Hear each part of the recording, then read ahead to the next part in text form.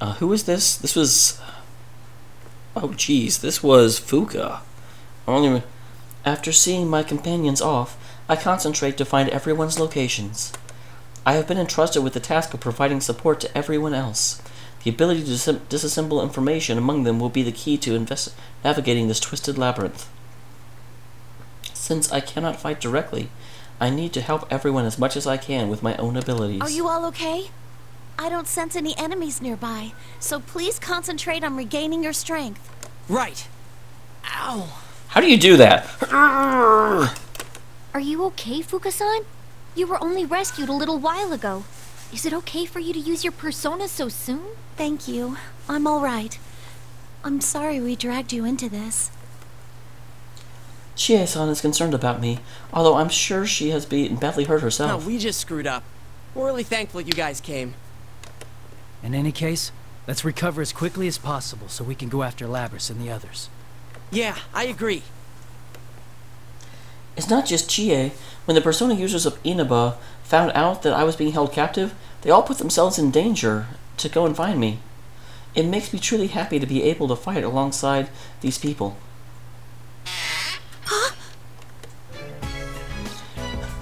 Without warning, one of the caskets in the rooms opens, and a man steps out of it. Blue clothes, silver hair, golden eyes. Who in the world is he? I can sense his power, but feel no hostility from him. He doesn't seem to be a shadow. Ah! A ghost! Ah! Why are you screaming? We're the ones who freaked out! Oh, I apologize. I was caught in the moment. Those clothes. They're very similar to the dresses Margaret and Elizabeth wear. Ah, so you are acquainted with my sisters. I am their younger brother, Theodore. Elizabeth? That really strong girl with the book? What's her family doing here? Actually, they're looking for her. Well, my sister has given me a task, so I've come to the world outside, but along the way, I sensed the presence of Elizabeth nearby. And that's how you came out of this coffin? What kind of horror flick did we walk into? Elizabeth is close by? She's tremendously powerful, but I don't sense her at all. Oh, she is most likely hiding her presence, so as to not hinder your journey. But I am certain that she will be watching over a battle around here. As evidence of this, please look here.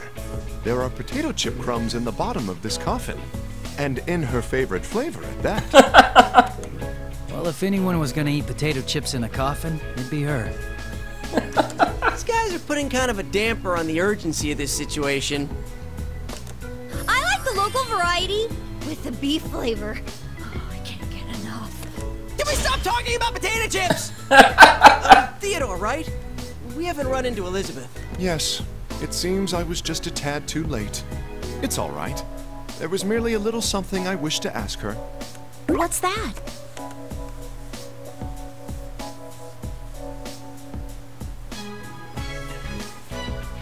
This is how Theodore's story goes.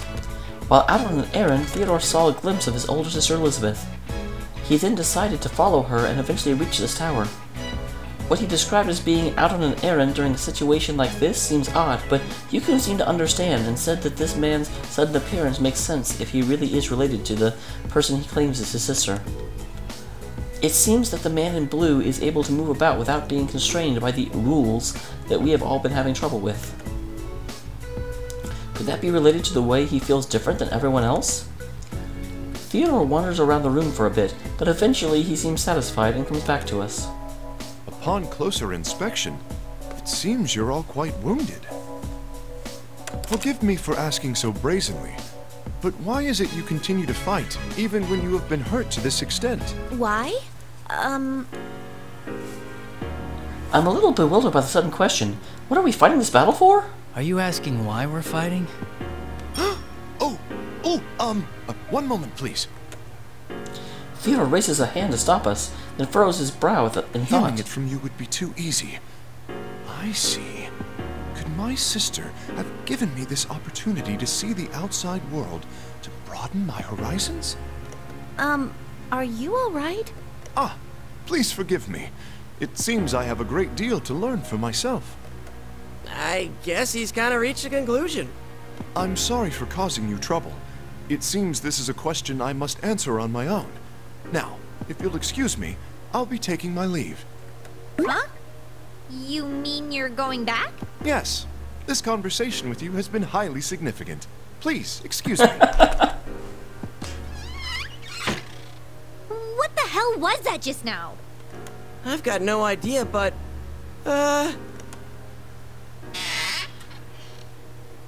Wait, what now? I'd almost forgotten.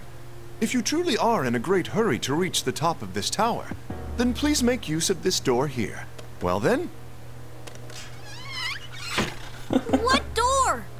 That is a coffin! That was mysterious. A little bit, yes. Theodore asked us why we were fighting.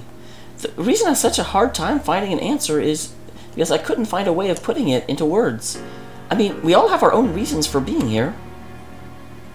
We peek behind the coffin lid that Theodore left through and discover a set of stairs leading up. I thank the man for his brief but helpful appearance, and then try and locate the others once again. Good, I can sense everyone's strong will as I go around the school. It's reinvigorating, and I feel my own spirit lifting. What I need to do right now is nothing but to do my best.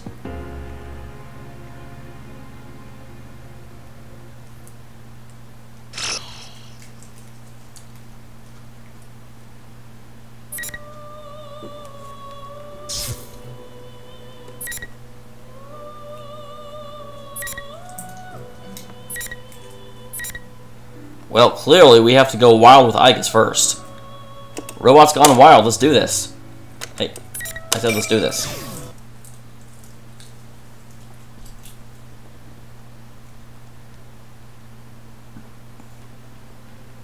I'm worried about Yuki-chan and Rise-chan. Hang in there, ladies. I'll come get you in no time. Still, this hallway has been going on forever. If this continues, we will be unable to make any progress. My lengthy time bound to the cross resulted in a serious drain of my energy reserves. My condition has deteriorated to the point where even normal maneuvers will be difficult. If we were to face another shadow, I might be at a severe disadvantage. On top of that, the young man named Sho displayed godlike abilities. My sister and the others are in pursuit of a target with the power to freeze everyone present. I can't help but worry about them. I feel my heart sinking as these thoughts arise in my head. Teddy walks along with me, peering into each of the classrooms that we've passed through. Perhaps his increased chattiness since we left the others is an attempt to lighten my spirits. Just thinking that danger is closing in on those innocent ladies even as we speak is making my fur fall out. I'll be positively bare. Your fur is falling out. Perhaps it is merely your shedding season. No. I'm extremely sensitive, and I lose fur when I'm stressed. Just the other day, Kanji lured me into a trap with some ice cream. He then kept nuzzling me over and over, and I ended up with a big old bald spot on my head. It was terrible. I see. Kanji-san's extreme expression of love puts stress upon your fur. I will add that to my data file on you. By the way, are you tired at all, Ai-chan? If you do feel a little logy, feel free to snuggle up against me whenever you like. No, I'm more concerned for the others in town. No, completely ignored. But I'm sure they'll be okay. My friends are really strong, you know. You trust them, don't you? Of course. You believe in Michan and the others too, don't you? Yes, I do. They're all precious to me. We're the same after all. You're sparkling too. Sparkling? I love everyone who's nice to me. And the world where everyone that I love lives in really sparkles. And I want to protect that sparkle and help everyone out. That's a really weird way of putting it. Teddy's large eyes are guileless and honest when he speaks of friends. I am an anti-shadow weapon, and yet Teddy's presence is similar to those of shadows that I have been exterminating. Does that have any importance? Thinking about someone else strengthens your own powers. We know of that phenomenon. So why doesn't that Minazuki guy get that? Does he not see the sparkling? Well, he's also never been to your world. I guess he was, because he was in the TV world. Kind of, not really. Teddy then declares that it is up to him to become Munazuki's friend. Eventually, we come to a door with a sign reading music room. Teddy sniffs for some time as if searching the room, and then sneezes. Achoo! Ugh. We can't get to the exit unless we go through here. By the way, won't you take a little break here? You still seem exhausted, and I'm worried about you. Teddy looks at me with worry while he suggests that we should have descended quite a bit by now, but there is still no sign of the exit. There is no time to hesitate, but most of all, I cannot let myself become a burden either. Thank you. You're truly kind. Of course I am. It's basic bear etiquette. Teddy puffs out his chest with pride as he puts his hand on the music room door. We're barreling in! Excuse us! There is nothing of note in the room but a grand piano. I'm about to suggest we take a short break here, but a warning alerting me of approaching shadow appears in my vision. This reading, it's close. Targets acquired. An anti-shadow weapon and a shadow. Commencing elimination. When I hear that flat mechanical voice, a giant axe instantly appears above us. In a flash, I realize that we were being ambushed, but my body is too exhausted to move like I want it to. It's going to hit me. If I take any more severe damage, I'll be destroyed. Hi, John! Teddy shoves me away, and I tumble to the floor. The fog and dust stirred up from the impact begin to, what does that say, settle, and I see the giant blade embedded in the floor right where I was standing. Teddy had been hit by the attack meant for me, and now he's lying motionless on the ground. Man, you're weak. I was just trying to surprise you a little. You're a copy of my sister. I was ordered to take part in battle here. But that don't matter anymore. I'm gonna do whatever I want starting now.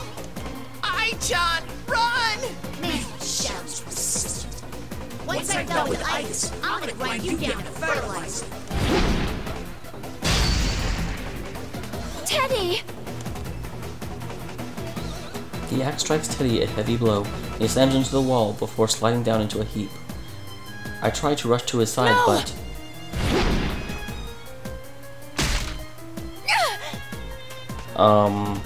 Well, one of you has to be able to do this fight. I wasn't careful enough. The strike at Teddy's was part of a combo, the second attack anticipating that I would try to come to his aid. Though I was able to avoid a direct hit, the tip of the axe catches my leg with a dreadful noise. I stand up and prepare to dodge any further attacks, but the hit I just took has been enough to damage my leg. It won't support my weight, and I fall to my knees. My frame's been cracked. The copy of my sister smirks confidently as it slowly approaches me. It seems to know that I am incapable of moving with any agility now. Right then, I notice that the red pillars have appeared in the corners of the room, trapping us. There is no way to escape. I was trying to hurt you, you know? I knew you were weakened, Aegis. It's so easy. Just target the weakest one, and the numbers will drop on their own. These bonds are pretty useful. I knew I was weakened after all. It knew. I realize that I am in severe danger right now. Soon, there will be no way to prevent it from claiming Teddy and me as its victims. Up until now, I'd witnessed how my sister's shadow fought as well as how my sister herself fought when her heart had been disabled. That's why I thought that I had understood how to deal with this fake version of her too. When my sister was in that state, she and her shadow had fought in the same way, using her body's full potential and fueled by an inner drive to destroy. Each attack from them was a threat, but such straightforwardness opponents are simple to deal with. But this fake is different. She isn't berserk like a shadow, and she hasn't lost her heart. In other words, she has both cunning and power. They can fight like my sister when she's in her normal state. In other words, she knows of my special qualities as an upgraded version of her hardware, and can precisely target my weaknesses. The biggest difference between the 5th generation Labris, my sister, and me is our attack ranges. While my standard weapons are firearms, my sister has no long-range weaponry aside from some of her Persona's abilities. Normally, I would have an advantage over her, provided that I'm able to keep a distance between us. My damaged leg robs me of that mobility, so I cannot do that right now. The fighter able to hit harder will have the upper hand here. The devil must have known that and targeted my leg from the start. I already made a mistake in the limousine, and this will be my second blunder today. If only I had been better able to deal with things. My regrets spill from my mouth as the axe in the shadow's hands raises higher and higher. My sister's axe weighs close to 1/3 as much as her body, and she activates boosters in order to deliver an even more destructive attack, speeding up her swings to truly dangerous rates. A single hit could be enough to put me into a helpless state. As if it weren't enough, I can barely stand up as is, and can't even aim properly. I yearned for power so that I could protect my comrades, but... What are you muttering about? You're next, Aegis. Come at me! I couldn't respond to a sudden ambush. Those close to me have been wounded. I can't save anyone like this!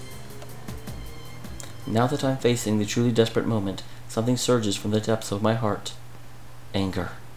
Anger at myself, and my powerlessness. I don't want to use my damage as an excuse for death.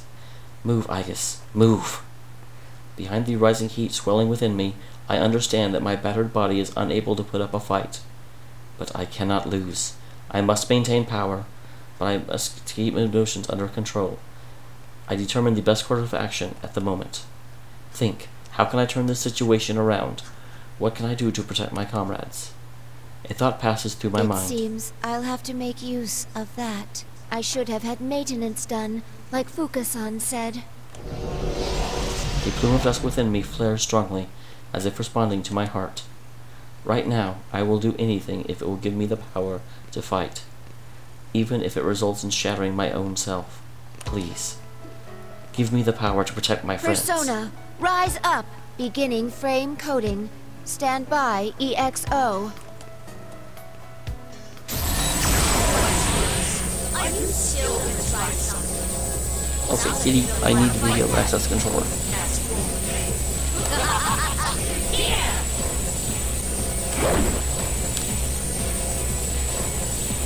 The axe with the fake wheels flashes toward my face, and I hear the boosters roar. Would jumping over to evade it be best? Before I can decide, my body reacts. It's no use.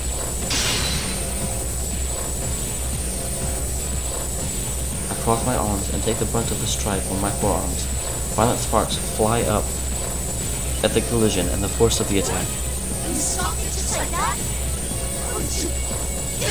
I'll just slice you in half!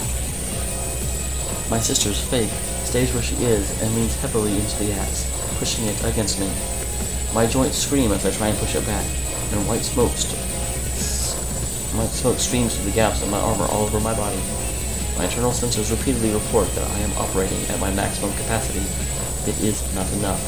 I need more. More power. Oh, my John's shining. What are you doing? Teddy seems to have been awakened by the violent sounds of our crashing and stammers as he lifts himself off the floor. I'm relieved that he's able to move, but from this power, everything else is a gamble. Teddy, please stay away. The probability of maintaining self-control in this mode is less than 1%. I'm sorry, but I can't guarantee that you'll be safe around me. It's ready. Releasing all limiters. Extreme Orgia mode.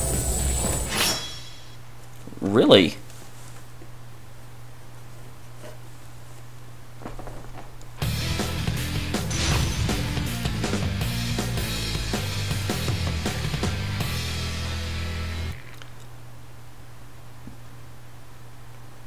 Finally!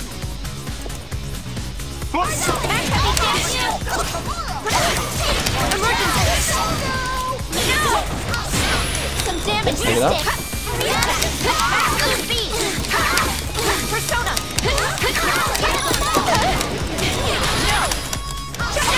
Light damage. Heavy damage. Light damage. Severe impact. Severe damage. Can't even see what's happening. Bramble, here! Maximum speed! Severe impact! Light damage! Here! Light damage! Light damage! Bramble, strike! Dang it.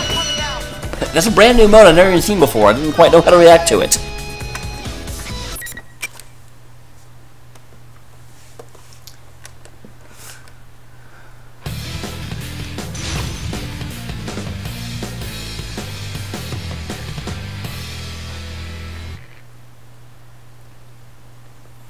Finally!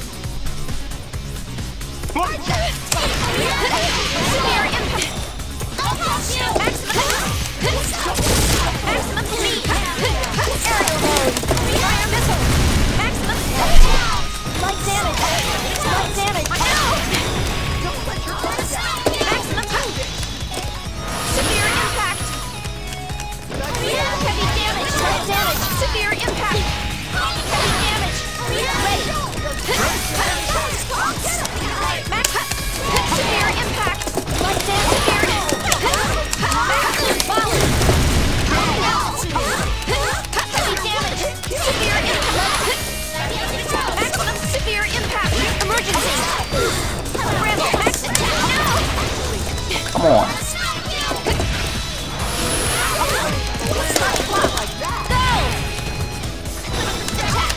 Fire missile! Maximum speed! Heavy damage! No! Light damage! Maximum speed! No! Guardian! Maximum speed! Try this! Do it! That one went better. What amazing clutch hitting! I'm impressed!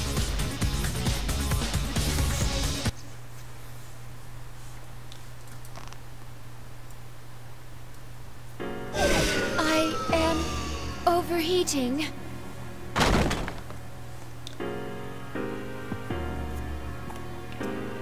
It was truly only coincidence that I'm still alive after releasing all of the power from my plume of dusk.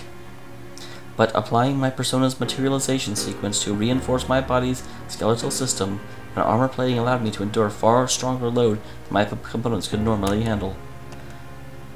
I suppose it truly is extreme Orgia mode.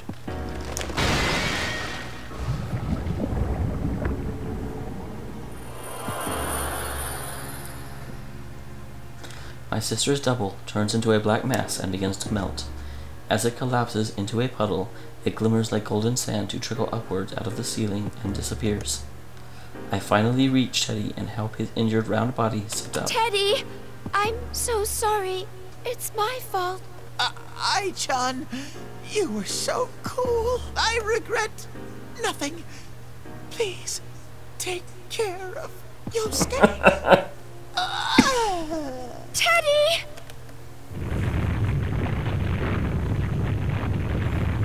The building begins to creak, the structure groaning like a giant, and the entire town begins to quake as well, both creaking and tremors getting stronger compared to what we had felt earlier.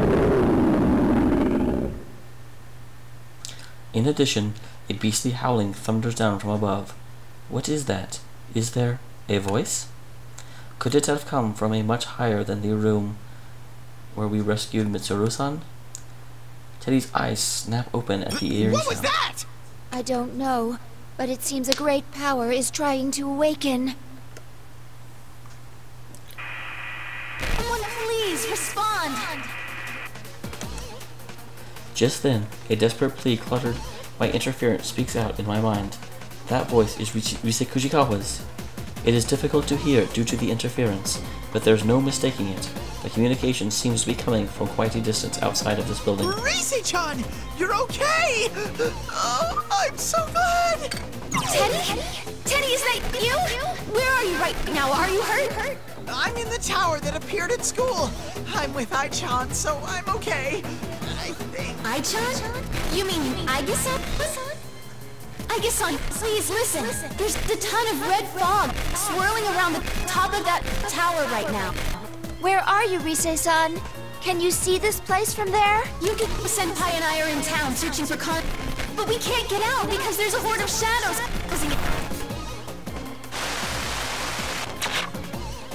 The message is cut off before we can hear the entire thing. From what it sounds like, Rise-san and Yukiko-san appear in the town together just as expected. If she said horde and shadows so close together, they must be facing a dangerous situation. We have to go at once! Rise-chan, we're coming for you! Ow! Ow! Ow! Ow! Please wait, Teddy. We've both been damaged quite badly. If we move now, we'll likely be in danger. Yeah, that's true, but I just can't sit here and wait. Away! My... You're a plushie! Teddy was severely wounded quite badly. Knowing his friends are in danger, he seems unable to contain himself and attempts to force himself to his feet. I feel the same way. I must tell everyone about the state of the school that Rise-san mentioned as soon as I can. When I approach the window to find out where we are, I see two figures leaving the school building. Mitsuru-san and Akihiko-san. Thank goodness! They managed to get out before us. I can understand why you want to hurry, but those two are attempting to rescue the others as well. Let's proceed with caution so that we can meet up with them quickly. Mysteriously, I can still move as well. Even though my frame has reached the very limits of its operational tolerances and my joints creak ominously, the sheer strength of my emotion to save my friends forces my body into action. If Teddy and I feel the same way, I'm sure we can keep. Ow! Anyway, let's move. I'm getting fired up. Let's do this. Onward! As they say, yeah!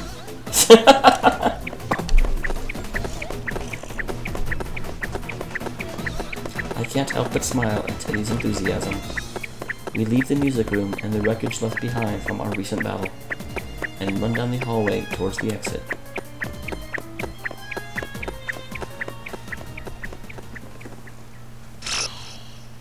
Okay, to be continued.